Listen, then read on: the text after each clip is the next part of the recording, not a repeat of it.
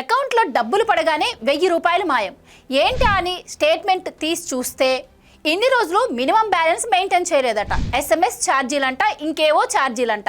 Account మొత్తం ఖాళీ చేసేశారు. అసలు మనం బ్యాంకుల్లో డబ్బులు దాచుకుంటున్నామా, లేకపోతే దోచుకోండి అని దోపిడీ దొంగల చేతుల్లో డబ్బులు పెడుతున్నామా అని అనుమానం వస్తుంది. మొన్ననే కేంద్ర ప్రభుత్వం కొన్ని షాకింగ్ లెక్కలు బయటపెట్టింది. గత 3 సంవత్సరాల కాలంలో ప్రభుత్వ రంగ బ్యాంకులు మన దగ్గర నుంచి ఎన్ని కోట్లు వసూలు చేశాయో తెలుసా? అక్షరాల 21,481 కోట్లు. ఇదేదో ఒక ఊరి బడ్జెట్ కాదు, మనలాంటి సామాన్యుల దగ్గర నుంచి రకరకాల వంకలతో లాక్కున్న సొమ్ము. అకౌంట్లో మినిమం బ్యాలెన్స్ లేదని 8,000 కోట్ల రూపాయలు వసూలు చేశారు.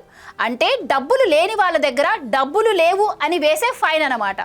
ఈ ఫైన్ వేయడానికి ప్రభుత్వం నుంచి మనకు ఒక SMS వస్తుంది కదా, దానికోసం వేసిన ఛార్జీ అక్షరాల 3,300 కోట్లు. ఇక్కడితో అయిపోలేదు. పాన్ కార్డుకి ఆధార్ కార్డు లింక్ చేయలేదని ప్రభుత్వం వేసిన పెనాల్టీ ఎంతో తెలుసా?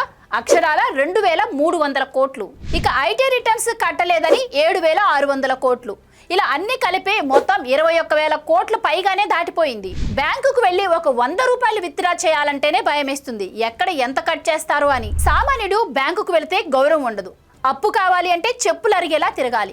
కానీ మన దగ్గర నుంచి వసూలు చేసేటప్పుడు మాత్రం ఒక్క రూపాయి కూడా వదలరు. డబ్బులున్నోడికి మాత్రం 1000 కోట్ల అప్పులు ఇచ్చి మాఫీ చేస్తారు. కానీ సామాన్యుడు మాత్రం మినిమం బ్యాలెన్స్ మెయింటైన్ చేయకపోయినా కూడా పెనాల్టీ కింద డబ్బులు కట్ చేస్తారు. మనం కష్టపడి సంపాదించిన ప్రతి రూపాయి మీద ఇలా రకరకాల పేర్లతో కన్నేయడం ఏంటో.